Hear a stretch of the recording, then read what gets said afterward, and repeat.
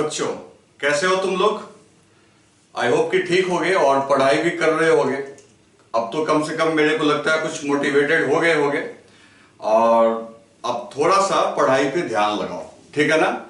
उसके बाद मैंने जो तुम्हें नंबर दिया था, व्हाट्सएप नंबर दिया था, तो उस पर मैसेजेस आए हैं।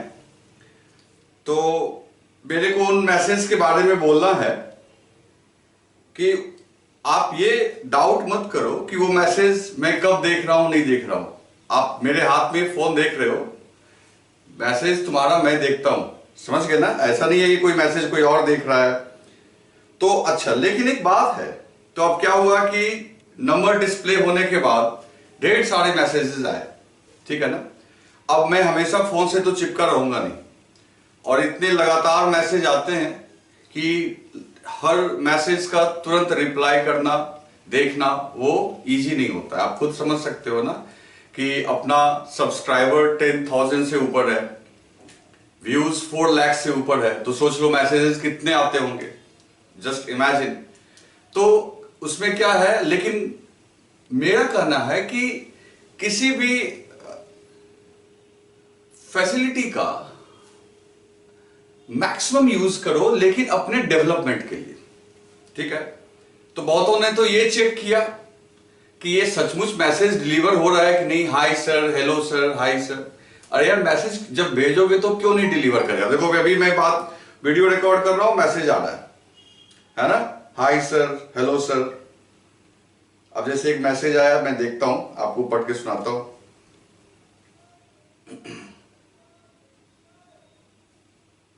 Hello, good evening sir, this is Amit Dev, former student of Rishikesh physics centre.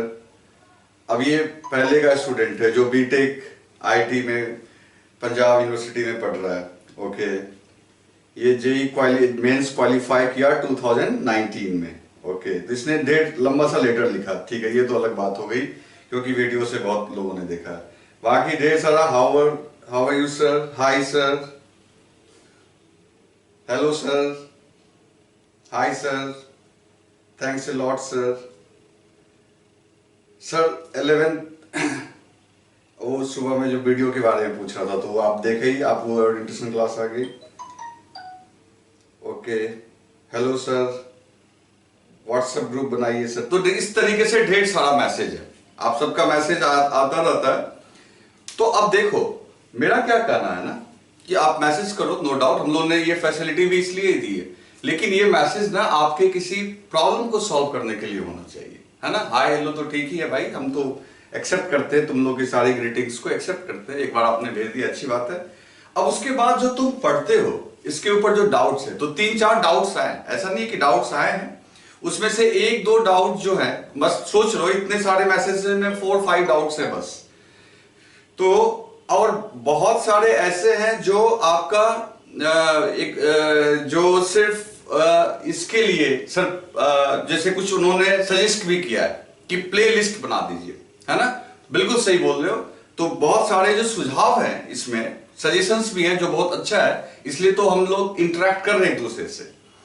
तो इंटरेक्शन तो प्ले लिस्ट में बना दूंगा, 12th वाले बैच का अलग, 11th वाले का अलग, ठीक है ना? और उसके बाद जब टारगेट के लिए भी मैं कुछ करूंगा तो बस बहुत सुन आपको नोटिस मिल जाएगा, तो उसका प्लेलिस्ट अलग, तो ताकि अपने अपने वीडियोस को ढूंढने में दिक्कत ना हो, तो प्लेलिस्ट में बना दूंगा। अभी तक चूंकि 12th का ही काम चल रहा था, तो देखो मैसेज आ रहा है, लगातार मैसेज आ रहा है। तो आप ना, ये ठीक है, ये मैसेज करो, रेलिवेंट मैसेज करो, ठीक है, जिससे तुम्हारे डाउट्स सॉल्व हो। तो अभी तक मैंने देखा है। अच्छा, ये भी एक्सपेक्ट मत करो कि जैसे ही आपने मैसेज डाउट पूछा, आपको उस टाइम पे विद इन 5 मिनट्स जो है आपको वो डाउट रिजॉल्व हो जाए। देखो, डाउट को मैं 2 तरीके से रिजॉल्व करूंगा। जो व्हाट्सएप मैसेज से करना होगा उसको मैं उस तरीके से कर दूंगा। जैसे एक बच्चा तो उड़ीसा से का है, उसने डाउट पूछा था मेरे से वो कंडक्टर को लेके, तो उसको मैंने, वो थ्योरेटिकल था सामने में, तो मैंने व्हाट्सएप पे उसको जब आंसर कर दिया। तो उसमें क्या है कि आपको और भी कहीं अगर कहीं समस्या है, जैसे मान लो जो बोर्ड पे हो रहा है, तो आप इकट्ठा करो विद इन ए वीक, है ना? जब हम लोग 5-6 दिन में इकट्ठा कर लेंगे तो उसके ऊपर मैं एक वीडियो बना दूंगा। वीडियो से आपको जो व्हाट्सएप से करना होगा मैं वो व्हाट्सएप से कर दूंगा, और जिसके लिए पूरा एक वीडियो बनाने की जरूरत पड़ जाएगी, मान लो कि 20-25 डाउट इकट्ठे हो गए, उसके ऊपर मैं एक वीडियो लोड कर दूंगा, ठीक है ना। और अपना नाम जोड़ लिख दिया करो, ताकि डाउट को फिर आइडेंटिफाई भी तो कर पाओगे ना कि किसकी डाउट सॉल्व हो रही है, ठीक है। तो एक तो वो हो गया कि प्लेलिस्ट वाली बात अच्छी है, वो कर दिया जाएगा। दूसरी बात यह है कि लिखा गया कि व्हाट्सएप ग्रुप बनाने का। तो यार ग्रुप कैसे, बहुत ढेर सारे नंबर्स हैं, ग्रुप बनाने से क्या फायदा है, आप इंडिविजुअली इंटरेक्ट करो, ठीक है। और कभी भी रात को 12 बजे 1 बजे कभी भी मत मैसेज करो, क्योंकि उसमें कोई देखने वाला भी नहीं है। एक ऑफिशियल टाइम बना लो कि ठीक है भाई, सुबह उठ के 8 से 10 में अपने डाउट को या अपने क्वेरी को डाल देना, ओके। तो इस तरीके से, और डाउट देने के 7 डेज के अंदर आपके डाउट रिजॉल्व हो जाएंगे। जो व्हाट्सएप के थ्रू आंसर करना होगा उसको व्हाट्सएप के थ्रू आंसर कर दिया जाएगा, और जो अगर वीडियो में कोई बड़ा क्वेश्चन है तो उसको बोर्ड पे सॉल्व करके मैं वीडियो बना के डाल दूंगा। लेकिन कोई भी डाउट होता है तो आप पूछिए जरूर, ओके बच्चों। तो ये था आपके मैसेज को लेके, तो जो मैंने आपको बता दिया, ठीक है। तो अब आज की पढ़ाई शुरू करते हैं। बाकी तो सब कुछ ठीक चल रहा है, और 11th वालों का, जो छोटे बच्चे जो 10th पास किए इस बार और 11th में गए, उनका तो क्लास आज से उनकी भी वीडियो अपलोड की जा रही है। तो मैं फिर बोल दूंगा, और कोई जान पहचान में हो तो उसको बोल देना, सब्सक्राइब कर देना करने के लिए। हाँ एक बात और यार, लाइक करने में कंजूसी मत करो। जब वीडियो देख रहे हो तो लाइक बटन को दबाना कोई बहुत मेहनत का काम थोड़ी है। वीडियो देख रहे हो, लाइक बटन दबाओ, है कि नहीं। तो उसमें कोई ये इसमें आलस से क्या करना है, इसमें केयरलेस क्या करना, मैं तो बोल ही रहा हूं ना, इसमें कंजूसी मत करो, ओके। ऐसे ही मेरे को भी तो मोटिवेशन चाहिए, तुम्हारे उस लाइक से ही तो मोटिवेट होता हूं मैं, कि कितने लाइक्स मिले तो मेरे को और अच्छा लगता है, ठीक है ना बच्चों। ठीक है, तो इतना मेरे को बोलना था। अब हम लोग पढ़ाई शुरू करते हैं आज की, ओके ठीक। तो बच्चों आप हेडिंग देख रहे होंगे इलेक्ट्रिक पोटेंशियल। तो आज का अपना हेडिंग है इलेक्ट्रिक पोटेंशियल, ठीक है।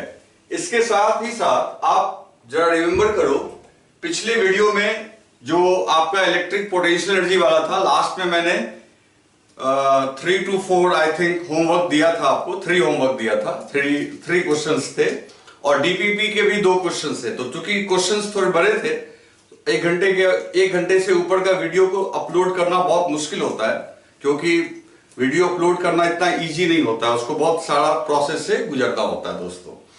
तो मैं क्या करूंगा, वो होमवर्क वाले 3 क्वेश्चन हो गए, और डीपीपी में बचे हुए 2-3 क्वेश्चन हो गए, तो इनको मिला के 6 क्वेश्चन हो गया। तो इनके ऊपर एक छोटा सा वीडियो बना दूंगा, जो आप देख लेना कल इस वीडियो के साथ ही, या कल पर या उसके नेक्स्ट वाले दिन में अपलोड कर दूंगा, उसके लिए आप रिलैक्स रहो। चलो, ये हेडिंग है इलेक्ट्रिक पोटेंशियल। अब इसके ऊपर बात करते हैं। अब देखो, हाँ इसके ऊपर कुछ लोगों ने व्हाट्सएप में लिखा है कि सर वो पोटेंशियल नया चैप्टर। अरे भाई, मैं तो पहले ही बोला था ना कि जब इलेक्ट्रिक पोटेंशियल एनर्जी शुरू हुआ, एनसीईआरटी के अकॉर्डिंग ये 2nd चैप्टर है, समझ गए ना बच्चों। ये एनसीईआरटी के हिसाब से 2nd चैप्टर है। मैंने पहले भी बोला था कि पढ़ाने का जो तरीका है, जो रेसनिक हैलिडे या जो बेसिक तरीका, आप खुद समझोगे कि पहले पढ़ना होता है पोटेंशियल एनर्जी और उसके बाद इलेक्ट्रिक पोटेंशियल। तो अगर कोई इस भरोसे बैठा हुआ है कि मैं इलेक्ट्रिक पोटेंशियल से पढ़ूंगा, अरे भाई पहले पोटेंशियल एनर्जी आपका क्लियर होना चाहिए, जो कि आपका इसके पहले का 3 वीडियो जो थ्योरी वाली है इलेक्ट्रिक पोटेंशियल एनर्जी के ऊपर, वो आप ढंग से देख लो, उसको समझ गए ना, उसका प्रोडक्ट है ये, समझ गए, ये आपका सीक्वेंस है। इसके बाद क्या आएगा, कैपेसिटर, समझ गए ना। तो ठीक है, बाकी जो देख रहे हैं उनको तो पता है ही। तो हम लोगों ने अभी तक पढ़ा था क्या बच्चों, इलेक्ट्रिक पोटेंशियल एनर्जी। तो आप याद करो, जिस दिन इस टॉपिक का हमने इंट्रो दिया था, तो बताया था कि पहले हम लोग पढ़ेंगे इलेक्ट्रिक पोटेंशियल एनर्जी, और उससे ही डिराइव होके क्या बनेगा, electric potential. Very important quantity.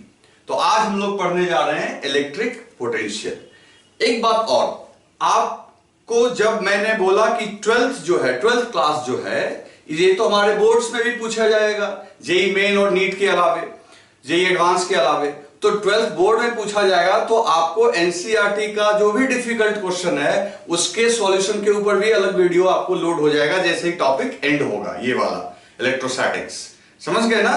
तो पोटेंशियल और फील्ड सबको मिला के, और साथ ही साथ आप एचसी वर्मा भी सॉल्व करते जाओ, उसके भी डिफिकल्ट क्वेश्चंस के ऊपर आप व्हाट्सएप कर देना, मैं उन क्वेश्चंस के ऊपर वीडियो बना दूंगा। तो एनसीईआरटी के, क्योंकि 11th की एनसीईआरटी अच्छी नहीं है, क्योंकि आप ये मान के चलो कि ढंग से चीजों को लिखा हुआ नहीं है ना?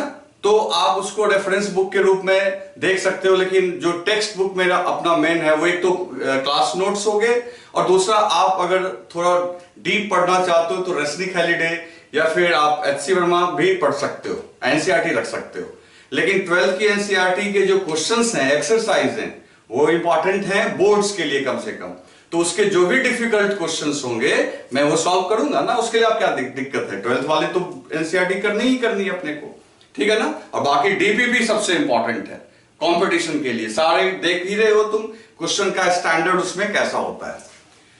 चलो, तो अब बात करते हैं हम लोग इलेक्ट्रिक पोटेंशियल की। तो सोचते हैं कि इलेक्ट्रिक पोटेंशियल है क्या?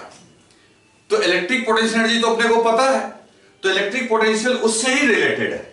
तो इलेक्ट्रिक पोटेंशियल का जो रिलेशन है दोस्तों, इलेक्ट्रिक पोटेंशियल एनर्जी के साथ, सवाल यह है कि जब हम लोग ये समझ रहे हैं कि ये आपका Q1 चार्ज है, अब तुम देखते रहना कि कैसे हम लोग इलेक्ट्रिक पोटेंशियल एनर्जी से इलेक्ट्रिक पोटेंशियल पे आएंगे, है ना? अगर इसके भी बुक के लैंग्वेज पे जाओगे कुछ नहीं समझ में आएगा तुम्हें, अजीब सा लिखा हुआ है इवन एनसीईआरटी में कहीं भी कि ये इसको यहां से यहां वॉक डन किए तो ये हो गया, ऐसा नहीं। आप साइंटिफिक तरीके से समझो, मैं समझा दूंगा अच्छे से। तो जिस तरीके से मैंने आपको पोटेंशियल एनर्जी का कॉन्सेप्ट दिया, वर्क डन बाय एक्सटर्नल, सब सारी बातों को याद करो बिना वीडियोस को देखे हुए, है ना? आप नहीं, सबको सीक्वेंस में आप देखते रहो तो आपको एकदम अच्छे से समझ में आ जाएगा। तो देखो, मान लो कि ये चार्ज है Q1 और यहां पे एक दूसरा चार्ज है Q2, और इन दोनों के बीच का डिस्टेंस कितना है बच्चों? R। तो इसकी एनर्जी, पोटेंशियल एनर्जी कितनी होगी? तो पोटेंशियल एनर्जी का फॉर्मूला अपने को याद है, KQ1 Q2 upon R। Okay, जहां पे हम लोग Q1 Q2 को साइन के साथ रखेंगे, ये चीजें हम लोग पहले से सीख चुके हैं। अभी क्या करना है अपने को, ये अपने को आता है। अगर मान लो एक सेकंड के लिए कि यहां पे Q2 के बजाय Q3 चार्ज होता, अब ये Q1 ही रहता, ये Q3 रहता, तो एनर्जी कितनी होती? तो सर्टेनली एनर्जी बदल जाती। एनर्जी कितनी होती? KQ1 Q3 अपॉन R, और एनर्जी हो जाती U डैश। अगर मान लो Q3 के जगह Q4 होता, तो फिर यहां भी Q4 लिख दो और यहां भी Q4 लिख दो। तो तुम एक बात नोटिस कर रहे हो, ये बार बार जो हम लोग अलग अलग चार्ज लेके रख रहे हैं यहां पे, तो ये वाला चार्ज तो चेंज हो रहा है, लेकिन ये तीनों क्वांटिटी जो है 1 2 3, these three quantities remains constant as long as Q1 is fixed। जब तक Q1 फिक्स्ड है तब तक ये तीनों चीज तो फिक्स्ड ही है भाई। कौन बदल रहा है यहां पे? ये बदल रहा है यहां पे। तो एक काम करते हैं, बार बार जो ये पूरा फॉर्मूला लिखना जो पड़ रहा है, क्यों ना हम इन तीनों के जगह किसी एक चीज से रिप्लेस कर दें, एंड उसका क्या नाम रख दें? V। क्या नाम रख दें? V। तो हो जाएगा ये, तब इन दैट केस U बराबर Q इंटू यहां पे जो चार्ज तुम रखोगे उसका वैल्यू पुट कर दो। Q2 रखोगे तो Q2 लिख दो, Q3 रखोगे तो Q3 लिख दो, Q4 रखना चाहते हो Q4 लिख दो, लेकिन ये फिक्स्ड हो गया। तो मैं क्या समझाना चाह रहा हूं, तो ये जो क्वांटिटी आई ना, ये V क्वांटिटी, ये जो V है इसमें Q1 का रोल है। तो मैं ये बोल सकता हूं कि जिस तरीके से कोई चार्ज अपने सराउंडिंग में इलेक्ट्रिक फील्ड फैला के रखता था, ठीक उस तरीके से ही कोई भी चार्ज अपने सराउंडिंग में इलेक्ट्रिक पोटेंशियल रखता है। एक फील्ड, एक स्केलर क्वांटिटी, जैसे वहां पे फील्ड तो वेक्टर क्वांटिटी है, इलेक्ट्रिक फील्ड वेक्टर क्वांटिटी है। तो जैसे इलेक्ट्रिक फील्ड किसी चार्ज के स्पेस में आपका डिस्ट्रीब्यूटेड होता है और तब कोई दूसरा चार्ज लाते हो और वो चार्ज उस फील्ड से मल्टीप्लाई करके अपने ऊपर फोर्स फील करता है, लाइक दैट अगर कोई चार्ज रखोगे तो उस चार्ज के चारों तरफ एक पोटेंशियल फील्ड होगा। फील्ड बोलना सही नहीं रहेगा, पोटेंशियल ही बोलो। उसके चारों तरफ क्या होगा? पोटेंशियल, इलेक्ट्रिक पोटेंशियल फैलाएगा। और कोई दूसरा चार्ज अगर उसके सराउंडिंग में आएगा, उसके पास में आएगा, तो उस पोटेंशियल से उस चार्ज को मल्टीप्लाई करेंगे तो जो सिस्टम का पोटेंशियल एनर्जी निकल जाएगा। क्लियर? अब वो पोटेंशियल एनर्जी तो दोनों को बिलोंग करेगा, जैसा कि हम लोग जानते हैं potential energy always belongs to the system. लेकिन जैसा कि इसको हमने फिक्स कर रखा है, तो जो फिक्स कर रखा है तो जो एनर्जी मिलती है वो एनर्जी आखिर उसी को मिलती है जो मूवेबल है। तो जिसको बार बार यहां चेंज कर रहे हो, प्रैक्टिकली ये एनर्जी उसी को मिल जाएगी। समझ में आ रही है बात? क्या हुआ कि ये चार्ज मान लो फिक्स्ड है, ये चार्ज यहां फिक्स्ड है, ये this can not move, fixed है, तो इसका नाम हमने क्या रख दिया? Source charge. और इस चार्ज को बार बार बदल रहे हैं, कभी इसको ला रहे हैं, कभी उसको ला रहे हैं, तो ये क्या हो गया? Test charge. तो ये जो एनर्जी आई that is potential multiplied by charge, potential multiplied by charge. ये एनर्जी तो पूरे सिस्टम की हुई, इसमें कोई डाउट नहीं है, including test charge and source charge. But इस एनर्जी को यूटिलाइज करने की जो फ्रीडम है, यानी मूवमेंट के फॉर्म में, क्योंकि तुम्हें पता है ना कि पोटेंशियल एनर्जी का जो यूटिलाइजेशन है वो काइनेटिक के फॉर्म में ही होता है, तो वो कौन कर पाएगा? जो मूव कर पाएगा। ओके, ठीक है। तो बच्चों हमें यह पता चल गया कि यहां पे जैसे वहां पे किसी एक चार्ज को हमने मान लेते थे सोर्स जो फिक्स्ड होता था, दूसरे को टेस्ट मानते थे जिसको लाके हम लोग रखते थे। तो यहां भी वही कुछ हो रहा है। वहां क्या होता था कि सोर्स की वजह से फील्ड होता था, फील्ड में जिस चार्ज को आपने रखना है उसको रखो, तो फील्ड को मल्टीप्लाई किया तो ये हमें क्या दे दिया? फोर्स। अभी थोड़ा डिफरेंस है, अभी क्या है? सोर्स की वजह से पोटेंशियल होगा, तो यहां लिखो V, उसकी वजह से पोटेंशियल होगा। टेस्ट चार्ज से मल्टीप्लाई कर दो तो ये क्या दे देगा? Potential energy. अब वो एनर्जी हालांकि पूरे सिस्टम का होगा, लेकिन वो मिलेगा उसे जो मूव कर सकता है, जिसको बार बार आप इधर उधर मूव करवाओगे। तो वो कौन मूव करेगा बच्चों? तो टेस्ट चार्ज, या टेस्ट नहीं भी बोलना चाहते हो तो कहो कि मूवेबल चार्ज, है ना? तो ये रियल तरीका है इसको समझने का। तो मेरा क्या कहना है कि कोई भी चार्ज अपने सराउंडिंग में इलेक्ट्रिक पोटेंशियल फैला के रखता है। अब उसके इन्फ्लुएंस में कोई दूसरा चार्ज आएगा तो उसको उस पोटेंशियल से मल्टीप्लाई करेंगे तो वो उस चार्ज की उस पॉइंट पे क्या दे देगा? एनर्जी। इसको ऐसे हम लोग समझेंगे, लेकिन इसका मैथमेटिकल डेफिनेशन हम लोग अलग तरीके से निकालेंगे। तो सीधी सी बात है, आप एक चीज याद करो, हम लोग इन्फिनिटी पे पोटेंशियल एनर्जी कितना मानते थे? तो इन्फिनिटी जो होता था हमारे लिए वो रेफरेंस पॉइंट होता था, वहां पे पोटेंशियल एनर्जी हम लोग जीरो अज्यूम करते थे। तो ठीक इस तरीके से ही पोटेंशियल भी इन्फिनिटी पे हम लोग क्या अज्यूम करेंगे? जीरो, है ना? किसी भी सोर्स चार्ज की वजह से पोटेंशियल इन्फिनिटी पे क्या अज्यूम करेंगे? जीरो। और किसी गिवन पॉइंट के लिए हम लोग कैलकुलेट करने का तरीका भी सीखेंगे। और एक बात और, तुम कई जगह ये स्टेटमेंट लिखा हुआ देखोगे कि इलेक्ट्रिक पोटेंशियल का रियल मीनिंग कुछ नहीं होता है, मतलब absolute value is meaningless. This is correct. Like energy भी आपकी तब तक याद करो, मैंने बता रखा है आपको कि पोटेंशियल एनर्जी को भी मेजर करने के लिए आपको एक रेफरेंस पॉइंट चाहिए। Without reference point potential energy की वैल्यू कुछ नहीं आप बोल सकते।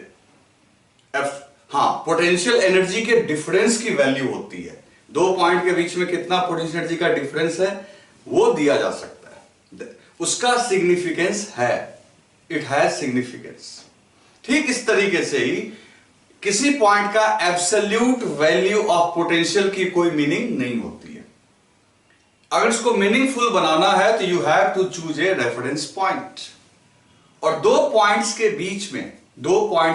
बीच में जो पोटेंशियल का डिफरेंस होगा, इसको पोटेंशियल डिफरेंस बोलेंगे, उसका सिग्निफिकेंस होगा। क्योंकि सीधी सी बात है, आप ज्यादा झंझट में मत पड़ो, आप यही समझ लो कि फोर्स का रिलेशन फील्ड के साथ था, पोटेंशियल एनर्जी का रिलेशन पोटेंशियल के साथ है। अब हम लोग इसको कैलकुलेट करेंगे, इसकी प्रॉपर्टीज को देखेंगे। तो ये था इसका इंट्रोडक्शन, जो कि इंपॉर्टेंट है। इसका इंट्रोडक्शन इंपॉर्टेंट है, तभी आपको समझ में सही से आएगा। अदरवाइज नॉर्मल बुक में देखोगे तो दिस इज व्हाट, ये वो तो मैं भी लिखूंगा ना, लेकिन चीजों को पहले समझना चाहिए ना अपने आप को। हम लोग को समझना चाहिए कि what is the significance. Okay, तो अब मैं इलेक्ट्रिक पोटेंशियल के ऊपर और क्या क्या हम लोग बोल सकते हैं, जैसे स्केलर क्वांटिटी। अब जो एनर्जी में लिखा हमने वो यहां पे लिखते चले जाएंगे, जैसे scalar quantity. Okay, it can be positive, negative और जीरो। और इसका एसआई यूनिट बहुत इंपॉर्टेंट है, इसका एसआई यूनिट जो है वो क्या है, वोल्ट। ओके, ठीक है, तो आगे बढ़ते हैं हम लोग। तो बच्चों, अभी जो प्रॉपर्टीज हमने सीखा, समझा, वो मैं बोर्ड पे मैंने लिख दिया। यहां पे यू कैन सी कि आपका इलेक्ट्रिक पोटेंशियल की क्या क्या कैरेक्टर्स होती है। ठीक है, एक बार आप इसको राइट डाउन कर लो, फिर मैं इसे पढ़ के आपको सुनाता हूं। ओके, ठीक है, इसको राइट डाउन कर लो। तो दोस्तों, सबसे पहले मैंने लिखा है, it is physical quantity which is related with potential energy. By knowing potential in space, we can calculate EPE, electric potential energy. Okay? फिर मैंने लिखा electric potential is scalar quantity और it can be positive, negative और zero, depend on situation. देखेंगे हम लोग आगे चल के। फिर मैंने लिखा है potential energy at infinity is assumed to be zero. Again आप देखो, इसको मार्क कर रहा हूं मैं, अज्यूम मतलब कि सचमुच में ऐसा कुछ नहीं होता भाई। हमने ये एजम्पशन बना लिया है कि इंफिनिटी पे जो पोटेंशियल एनर्जी हमारी होगी वो क्या होगी, जीरो। ठीक है, ऐसा यूनिट देखते हैं। ऐसा यूनिट जो इसका है वो है वोल्ट। अभी तुम कई बार सुनते होगे वोल्टेज कम है, वोल्टेज ज्यादा है ना, वो वोल्ट वहीं से आता है। तो वोल्ट या इक्विवेलेंट यूनिट है जूल पर coulomb. Okay, volt oblique joule पर कूलम। डायमेंशन देख लो इसकी, तो डायमेंशन तो बहुत आराम से निकाल सकते हो। जूल की डायमेंशन आप जानते हो, ml²T-2, और उसको डिवाइड कर देना है कूलम। कूलम की होती है AT, A for ampere, T for time.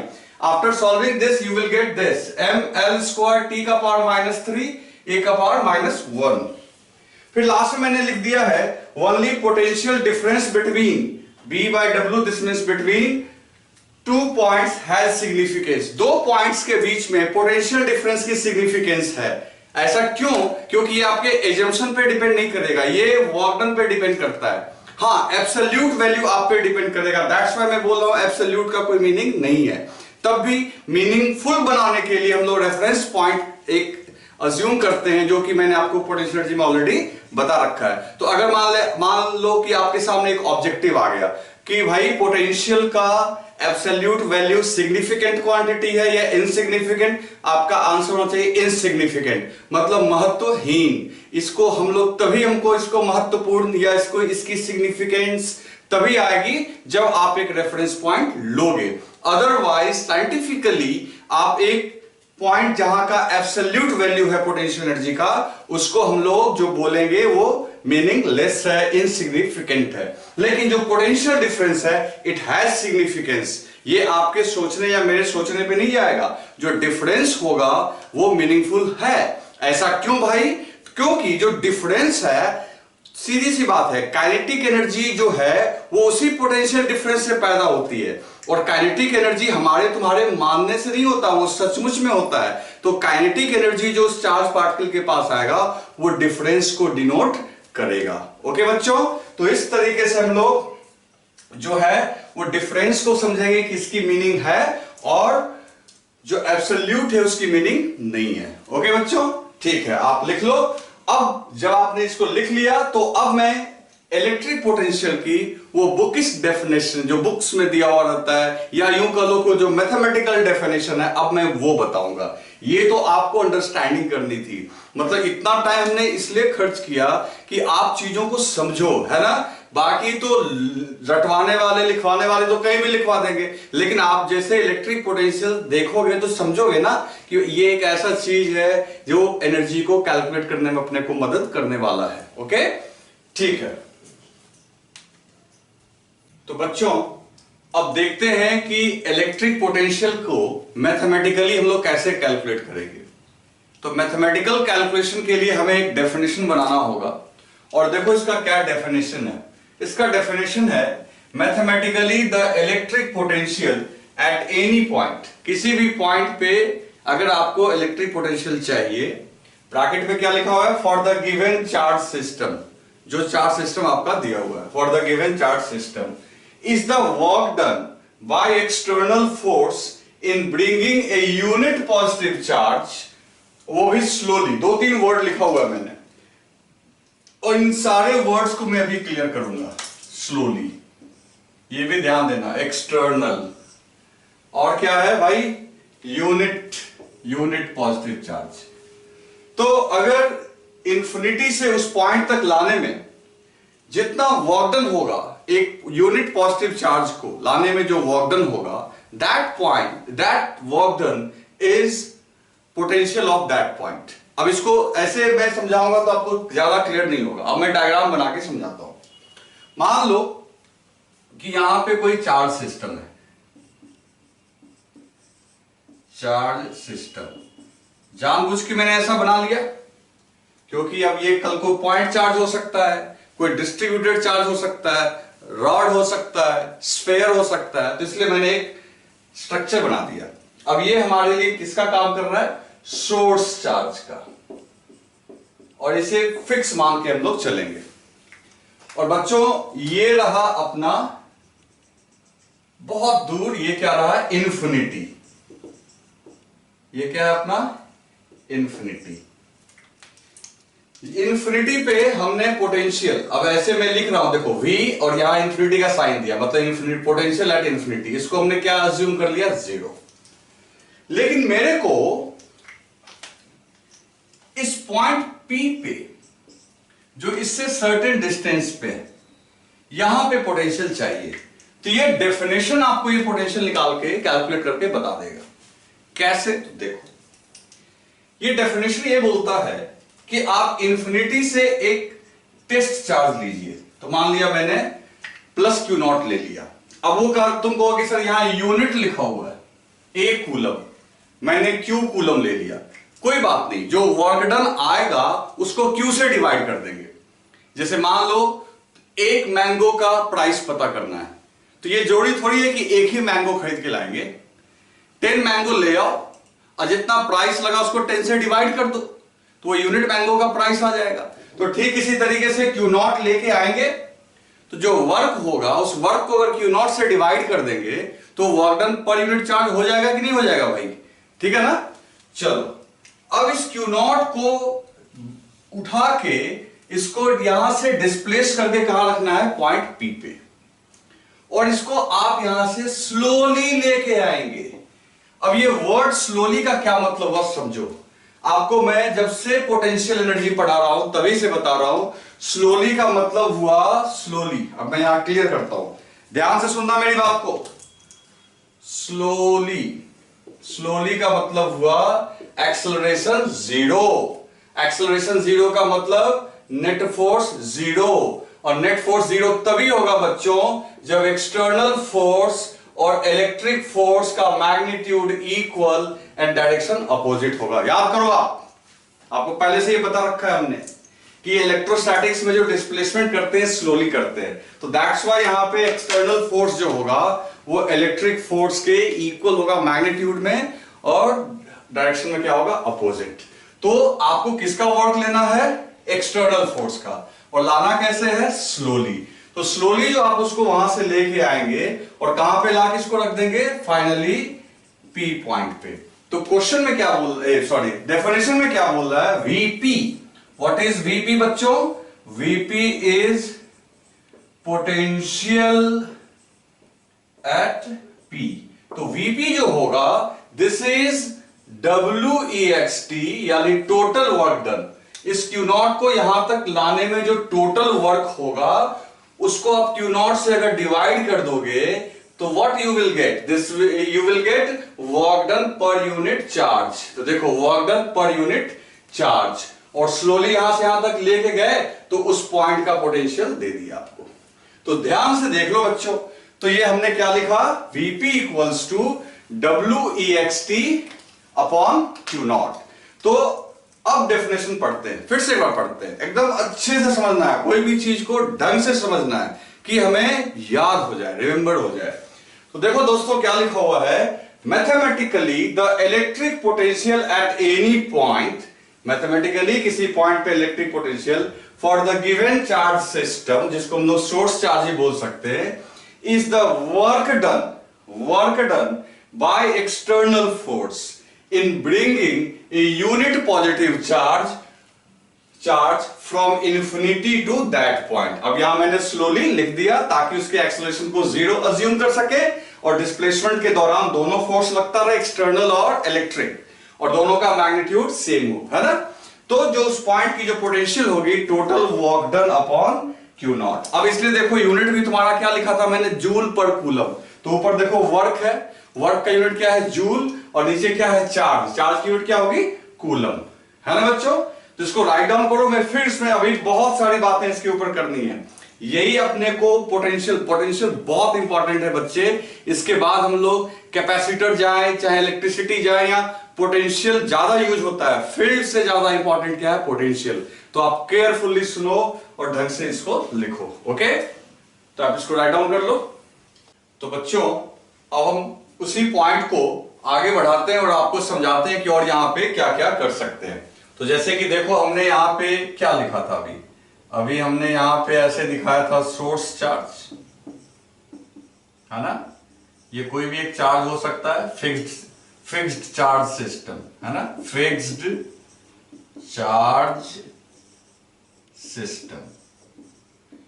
इससे P पॉइंट के डिस्टेंस पे we want to find potential, okay, and अपने डेफिनेशन के अकॉर्डिंग हम लोगों ने इन्फिनिटी पे, ये इन्फिनिटी है, एट इन्फिनिटी यहां का पोटेंशियल क्या है, एज्यूम कर लिया था जीरो।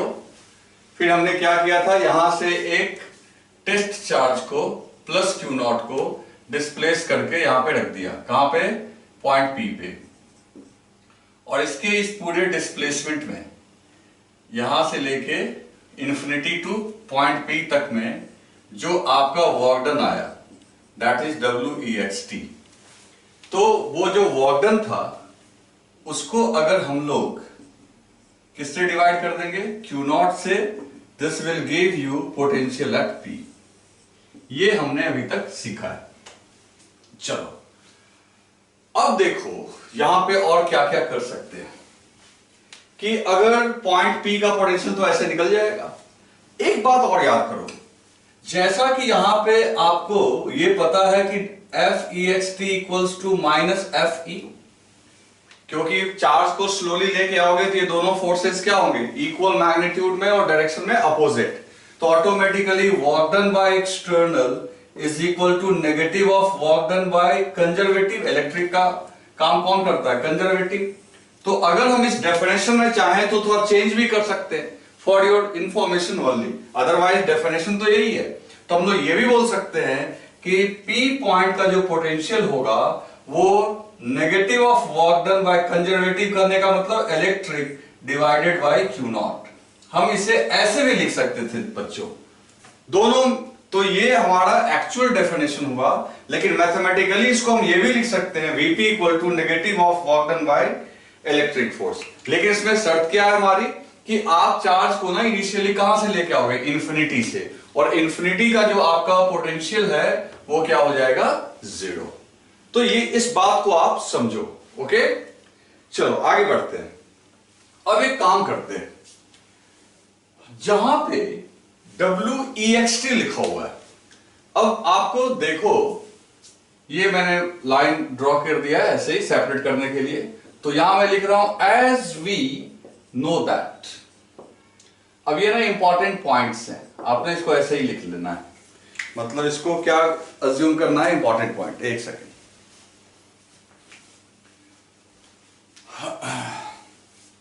ये इंपॉर्टेंट पॉइंट्स हैं जिसको आपको लिख लेना है अलग से। देखो, we know that del U equals to minus of work done by conservative force. ये हम लोग जानते हैं कि चेंज इन पोटेंशियल एनर्जी जो होती है वो negative of work done by conservative force. Del U का मतलब क्या हुआ दोस्तों, यूएफ माइनस यूआई। अच्छा, negative of work done by conservative force की जगह आप ये भी लिख सकते हो WEXT। आ रही है बात समझ में? तो change in potential energy equal to WEXT, ये हमने पहले पढ़ा रखा आपको। और फिर आप यहां पे देखो तो as per definition, so as VP is equal to WEXT by Q0, तो आप ये भी लिख सकते हो VP इक्वल्स टू WEXT की जगह UF minus UI by Q0। जहां WEXT है वहां UF माइनस UI, और UF क्या है, फाइनल पोटेंशियल एनर्जी। जब ये टेस्ट चार्ज यहां पे रहेगा तो इसकी पोटेंशियल एनर्जी को UF या UP कर लो, पोटेंशियल एनर्जी एट P। और जब ये यहां पे होगा वो इनिशियल पोजीशन होगा UI, जो कि किसके इक्वल होगा, 0। तो आप देखो क्या मस्त यहां जब आपको एक कॉन्सेप्ट सीखने को मिलेगा, जहां UF लिखा हुआ है वहां लिख सकते हो UP। What is meaning of UP? UP means potential energy of charge at point P, and UI की जगह क्या लिख दोगे, 0। क्यों 0? क्योंकि इनिशियली कहां पे था, वो इंफिनिटी पे था, डिवाइडेड बाय Q0। तो बच्चों एक बात देखो, ये तो और भी आसान चीज तुम्हें निकल के आ गई।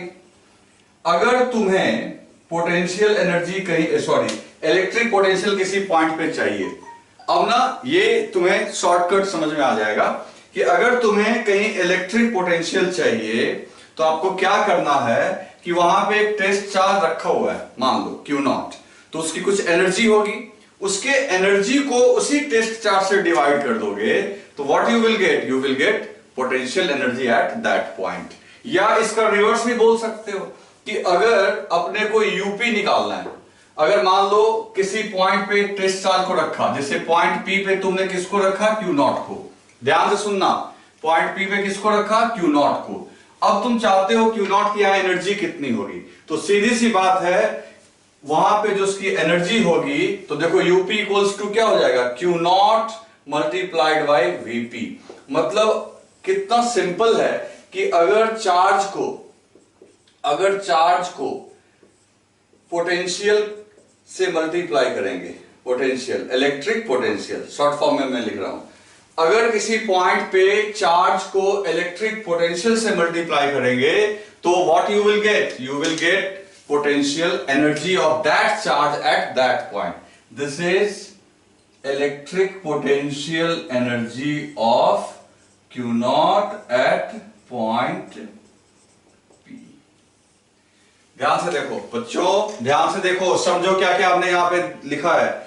यहां पे जो टेक अवे है हमारा इंपॉर्टेंट पॉइंट जो हम यहां से कैरी करके आगे बढ़ सकते हैं वो ये कि अगर मान लो किसी पॉइंट पे कोई टेस्ट चार्ज को रखा है, कोई भी चार्ज, टेस्ट हो या कोई भी चार्ज रखा है, तो उसकी कुछ एनर्जी होगी। अगर उसकी एनर्जी को उसी चार्ज के मैग्नीट्यूड से आपने डिवाइड कर दिया तो उस पॉइंट का पोटेंशियल निकल गया। या उल्टा कर दो, अगर उस चार्ज को उस पॉइंट पे रखते हो तो, और उस पॉइंट का पोटेंशियल तुम्हें पता है VP, तो चार्ज को पोटेंशियल से मल्टीप्लाई करने पे उस चार्ज की क्या निकल जाएगी, एनर्जी। ये एक इंपॉर्टेंट पॉइंट है जो आपको याद रखना है। आगे सुनो, जो मैं लगातार बोल रहा हूं, जब से हम लोग इलेक्ट्रिक पोटेंशियल एनर्जी स्टार्ट किए हैं, इसके बारे में मैंने आपको बोल रखा है कि ये एक स्केलर क्वांटिटी है और ये प्लस माइनस जीरो कुछ भी हो सकता है। तो जहां जहां भी आपको ये चार्ज दिख रहा है ना, इन सभी को साइन के साथ रखना है। अभी देखो, अभी हम पॉजिटिव चार्ज लेके हम लोग सारा काम कर रहे हैं, तो Q0 का वैल्यू मान लो Q0 2 कूलम है, तो +2 से डिवाइड किया, +2 से मल्टीप्लाई किया। लेकिन कल को नेगेटिव चार्ज होगा तो भाई नेगेटिव -2 से डिवाइड करो तो पोटेंशियल ऑटोमेटिकली नेगेटिव आएगा, -2 से मल्टीप्लाई करोगे एनर्जी नेगेटिव आएगा। तो ये ध्यान रखना है, ये अपने को हमेशा केयरफुल रहना है कि जहां भी इन डेरिवेशंस में चार्ज को पुट करना होगा तो हम लोग चार्ज को हमेशा साइन के साथ पुट करेंगे। ओके, तो ये आप समझ लो अच्छे से। जो मैंने एक्स्ट्रा चीजें यहां पे लिखी हैं, ये सारा क्वेश्चन में हम लोग यूज करेंगे। तो एक बार इसको अच्छे से ढंग से राइट डाउन कर लो, फिर एक और पॉइंट इंपॉर्टेंट है, वो मैं बताता हूं, इसको पहले लिख लो। अब दोस्तों हम लोग एक और इंपॉर्टेंट पॉइंट देखते हैं। इस पॉइंट का नाम है relation between work done and potential difference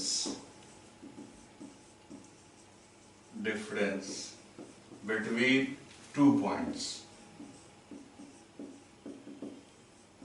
okay, तो अभी क्या है ना, अपने को रिलेशन डेवलप करना है किनके बीच में, वर्क डन और पोटेंशियल डिफरेंस बिटवीन 2 पॉइंट्स। क्या मतलब हुआ इसका, ये रिलेशन में डेवलप करके दिखाता हूं। तो पहले एक डायग्राम में बना देता हूं। यहां पे मान लो कि कोई चार्ज सिस्टम है, फिक्स्ड सोर्स चार्ज। तो इसने हर एक तरफ फील्ड फैला रखी होगी, फील्ड होगा तो सब जगह पोटेंशियल भी होगा।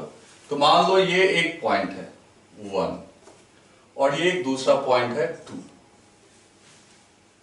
पॉइंट 1 की कुछ डिस्टेंस होगी यहां से और पॉइंट 2 की भी डिस्टेंस होगी। तो अलग अलग पॉइंट्स हैं तो इनके पोटेंशियल भी क्या होंगे, अलग अलग। लेट अस अज्यूम कि इसका पोटेंशियल V1 है और इसकी पोटेंशियल V2 है।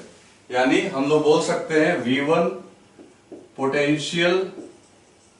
पोटेंशियल एट 1 और दोस्तों V2 क्या है, पोटेंशियल एट 2। ओके, अब जरा सोचते हैं। मान लो कि एक चार्ज है, टेस्ट चार्ज मतलब कोई भी चार्ज जो कि मूव कर सकता है। एक चार्ज को स्लोली हमने यहां से पॉइंट 1 से डिस्प्लेस करके पॉइंट 2 पे रखा है ना। एक टेस्ट चार्ज या कोई भी चार्ज को हमने पॉइंट 1 से डिस्प्लेस कहां तक किया, पॉइंट 2 तक। जब तुम डिस्प्लेस करोगे तो यहां वर्क डन होगा, डिस्प्लेस स्लोली करोगे तो निश्चित तौर पे जितना इलेक्ट्रिक फोर्स लग रहा होगा उतना ही इसके ऊपर एक्सटर्नल फोर्स लग रहा होगा और दोनों ही वर्क कर रहे होंगे। दोनों का वर्क का न्यूमेरिकल वैल्यू सेम होगा लेकिन साइन अपोजिट होगा। तो अभी अपने को क्वेश्चन में क्या पूछ सकता है, मान लो V1 V2 देके पोटेंशियल दोनों पॉइंट का दे देगा और पूछेगा कि आप बताओ कितना वर्क करना पड़ेगा। तो इनके बीच में ना रिलेशन एस्टैब्लिश कर देते हैं हम लोग। ओके, तो देखो अभी क्या है कि W21 का मतलब हो गया work done by external force. अब इसका भी मामला मैंने पहले क्लियर किया है। अगर क्वेश्चन में कुछ ना लिखा हुआ रहे तो मान के चलना है that work is done by external force। तो वर्क डन 1 से 2 जा रहे हैं ना हम लोग, 1 से 2 तक। तो W1 जो है this is work done by external force during displacement of Q0 from 1 to 2। अब ये वर्क कैसे निकलेगा, ठीक है ना। W12 जो है हमारा work done by external force है, ये कैसे आएगा, तो बहुत सिंपल है। देखो जैसा कि हम लोग जानते हैं, एज वी नो दैट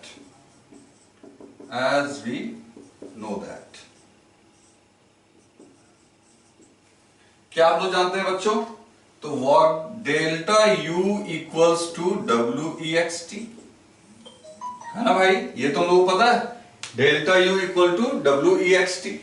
फिर क्या लिख सकते हैं, WEXT equals to U final, potential energy final minus potential energy initial.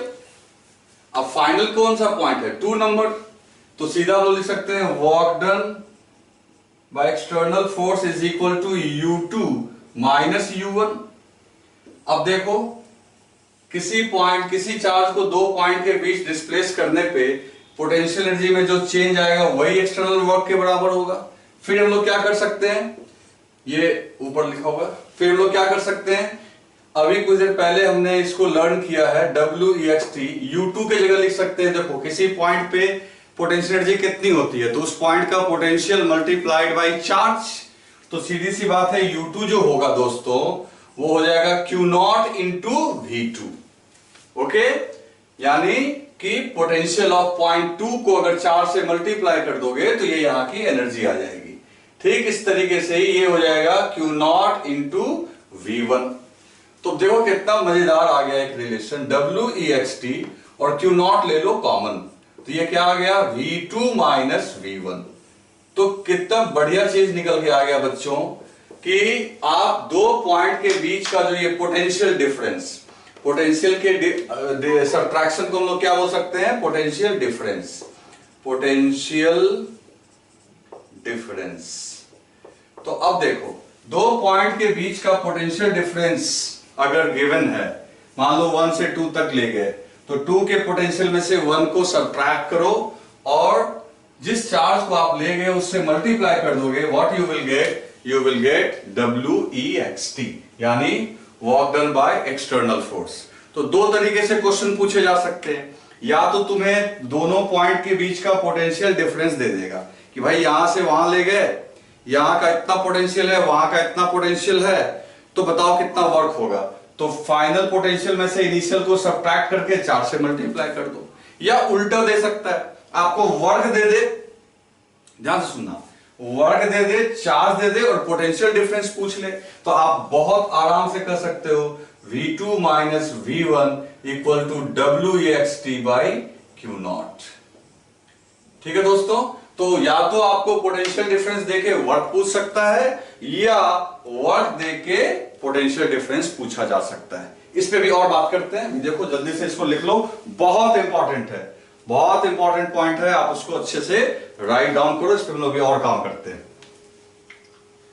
तो बच्चों हम लोग को यहां पे अभी तक ये कैलकुलेट करके आया कि अगर मान लो वर्क डन बाय एक्सटर्नल निकालना हो, तो हम लोग जिस चार्ज को मूव करवा रहे हैं उसके फाइनल पोटेंशियल में से इनिशियल, है ना, ध्यान है ना भी 1 से कहां गए थे हम लोग 2 पे, इसको ना ऐसे लिख लेते हैं, 1 2 के बजाय ऐसे लिख लेते हैं, Q0 VF minus VI। Okay, आप इसको अच्छे से याद रखना। और ये मैं बार बार बोल रहा हूं, charge should be placed with sign. ठीक है, ये फाइनल पोटेंशियल हो गया, ये इनिशियल पोटेंशियल। ठीक है, अगर किसी ने कहा कि नहीं भाई मेरे को work done by electric force चाहिए, तो तुम तो जान रहे हो ना, negative of work done by electric force equal to WEXT। अगर इस नेगेटिव साइन को उधर भेज दे तो work done by electric force is equal to हो जाएगा negative of work done by external force. तो बच्चों इलेक्ट्रिक फोर्स का अगर वर्क निकालना होगा तो माइनस, और ये जो WEXT के जगह हमने जो ये कैलकुलेट किया है उसको पुट कर दो, Q0 VF minus VI। Okay, अब इस माइनस को अगर अंदर भेज देते हैं तो सीधी सी बात है, ये अपने को अच्छे से ध्यान रखना है कि एग्जाम में देख लेना है कि क्या पूछ क्या रहा अपने से। तो दोस्तों आप ये एकदम से केयरफुल रहना कि अगर work done by external force पूछेगा तो charge multiplied by final point के पोटेंशियल में से इनिशियल पॉइंट के पोटेंशियल को सब्ट्रैक्ट करोगे। अगर उसने ये पूछा कि इलेक्ट्रिक फोर्स ने कितना वर्क करना है, तो आपको क्या करना है, चार्ज को मल्टीप्लाई करना है, चार्ज को मल्टीप्लाई करना है subtraction of initial potential minus final, initial minus final. तो ये डिफरेंस आप याद रखना, रिमेंबर रखना, इसमें आपको कंफ्यूज नहीं होना है। और ये आपका क्या है, चार्ज पार्टिकल, इसको चार्ज पार्टिकल नहीं बोल रहा मैं, क्या बोल रहा, मैं बोल रहा हूं कि charge should be placed with sign। Okay, तो आप इसको ना अच्छे से समझ लो कि पोटेंशियल एनर्जी, दो पॉइंट के बीच का डिफरेंस, फिर एक्सटर्नल, ये सब थोड़ा कॉम्प्लिकेटेड है। कॉम्प्लिकेटेड मतलब ऐसा नहीं, टफ नहीं है, कंफ्यूजिंग है, पास में सब जुड़ा हुआ है। तो आपका काफी ध्यान से कॉपी पे राइट डाउन करके और बार बार इसको ना सुनना, वीडियो को बार बार देखना, जिससे कि तुम्हें समझ में आएगा कि मैंने कब क्या कहाँ पे बोला है। और न्यूमेरिकल बना सॉल्व करते समय मैं इन चीजों के का एप्लीकेशन करके दिखाऊंगा कि कैसे इसको अप्लाई करते हैं। ओके, तो आप इसको फिर से राइट डाउन कर लीजिए। तो दोस्तों, अब जो कॉन्सेप्ट हमने सीखा है उसको हम लोग एक अप्लाई करते हैं। तो हम लोग सबसे पहले याद करो, हमने जब इलेक्ट्रिक फील्ड सीखा था तो सबसे पहले पॉइंट चार्ज की वजह से इलेक्ट्रिक फील्ड कैलकुलेट किया था। ठीक इस तरीके से ही अभी मैं कैलकुलेट करूंगा। ये आपको एग्जाम में भी आ सकता है, इसका रिजल्ट कंपटीशन के लिए, और बाकी प्रोसेस हो सकता है आपको बोर्ड में आ जाए, है ना। तो देखो क्या है, calculation of electric potential due two point charge. Electric potential चाहिए अपने को एक पॉइंट चार्ज के लिए। करने का मतलब है कि देख लो, अब ये एक सोर्स चार्ज है प्लस क्यू, है ना। ये जो प्लस क्यू है आपका, ये एक सोर्स चार्ज, थोड़ा इसको दूर यहां पे रख लेते हैं। तो ये प्लस क्यू आपका सोर्स चार्ज। अब इसकी वजह से ये एक पॉइंट पी है। अब ये यहां से डिस्टेंस है आर। आपको ना यहां पे पोटेंशियल चाहिए, क्या करोगे? तो बहुत सिंपल है। अभी अपने को कॉन्सेप्ट बताया गया कि हम लोग एक टेस्ट चार्ज को इन्फिनिटी से लेके आएंगे। This is infinity.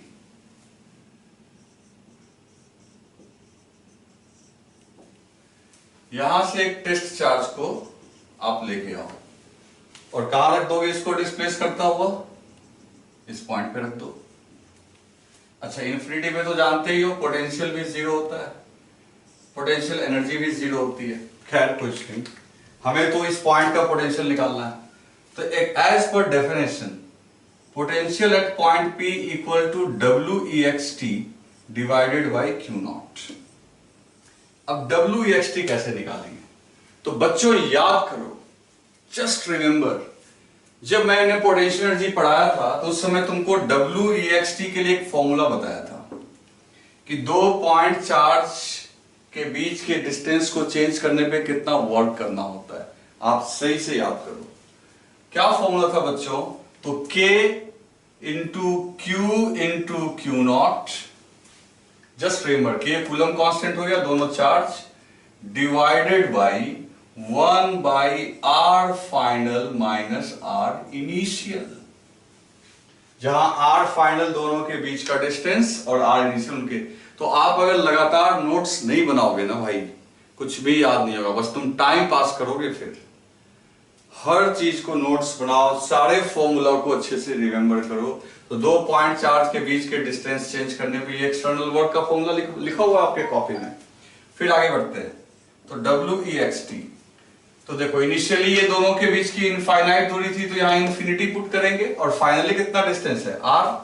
तो लिखेंगे K capital Q small Q not, अब 1 अपॉन R, फाइनल डिस्टेंस है R, इनिशियल हो जाएगा 1 बाई इंफिनिटी।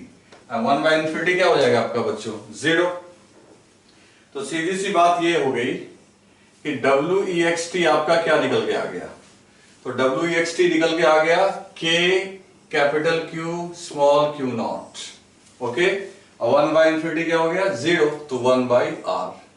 ये WEXT आया अभी, और पॉइंट P पे पोटेंशियल कितना होगा? तो टोटल वर्क जो निकल गया आपका, इस वर्क को Q नॉट से ही डिवाइड कर देने का है टेस्ट चार्ज से, तो इस पॉइंट की वजह से आपको पोटेंशियल मिल जाएगा। तो VP इक्वल टू क्या हो जाएगा? WEXT divided by Q not. अब ये पूरा है, इसको डिवाइड कर दो, कितना सिंपल सा आंसर देखो, KQ बाई R। दोस्तों, पॉइंट चार्ज की वजह से जो पोटेंशियल निकल के आया, अब ये जो पोटेंशियल आया ये Q नॉट का नहीं है, Q नॉट तो टेस्ट चार्ज है, वो तो डिवाइड हो गया, कैंसिल हो गया, आप देख ही रहे हो। ये WEXT में भी Q नॉट है, Q नॉट से डिवाइड हुआ, वो कैंसिल। ये जो पोटेंशियल है ये इस सोर्स चार्ज का है, ये हमारा यहाँ पे सोर्स का काम कर रहा है। तो इसकी वजह से जो पोटेंशियल निकल के आ रही है वो देखो KQ बाई R। इसको ऐसे भी लिख सकते हैं k की जगह 4 पाई एप्सिलॉन नॉट r। और फिर वही बात, अब ये पॉजिटिव चार्ज है तो चार्ज को क्या रखेंगे, साइन के साथ, है ना। कल को अगर नेगेटिव चार्ज होता है ना, in case of negative source charge, यही फॉर्मूला आपका हो जाता -kq/r। ओके, तो पोटेंशियल पॉजिटिव तब होगा जब पॉजिटिव चार्ज होगा, नेगेटिव तब होगा जब नेगेटिव चार्ज होगा। ओके, तो याद रखेंगे पॉइंट चार्ज की वजह से आपका पोटेंशियल किसी पॉइंट P पे जहां r डिस्टेंस है क्या हो गया भाई, kq/r। और आप याद करो इलेक्ट्रिक फील्ड, अगर इलेक्ट्रिक फील्ड का फॉर्मूला भी इसी बहाने हम लोग याद कर लेते हैं। इलेक्ट्रिक फील्ड की बात अगर करते हैं तो ये होता है kq/r²। किसी पॉइंट चार्ज की इलेक्ट्रिक फील्ड होती है kq/r², लेकिन इलेक्ट्रिक पोटेंशियल कितना हो गया, kq/r। और यहां पे चार्ज को साइन के साथ रखना है क्योंकि ये नेगेटिव हो सकता है। तो दोस्तों ये पहला देखो एप्लीकेशन हमने किया और एक पॉइंट चार्ज की वजह से पोटेंशियल कैलकुलेट किया। ठीक है, तो आज के लिए इतना रखो, आप इसको अच्छे से कर लो। अब नेक्स्ट डे में इसका ग्राफ वगैरह भी ड्रॉ करूंगा। बहुत इंपॉर्टेंट लेक्चर्स को लगातार देखते जाओ, समझ गए ना बच्चे, लगातार देखते जाओ। और बाकी जो मैंने बोला है, कोई डाउट हो कुछ हो तो अपना आप मैसेज करना। शुरू में मैंने बहुत कुछ बोल ही रखा है तो आप इसको लिख लेना और अच्छे से पढ़ाई करना। ओके बच्चों, ओके, थैंक यू।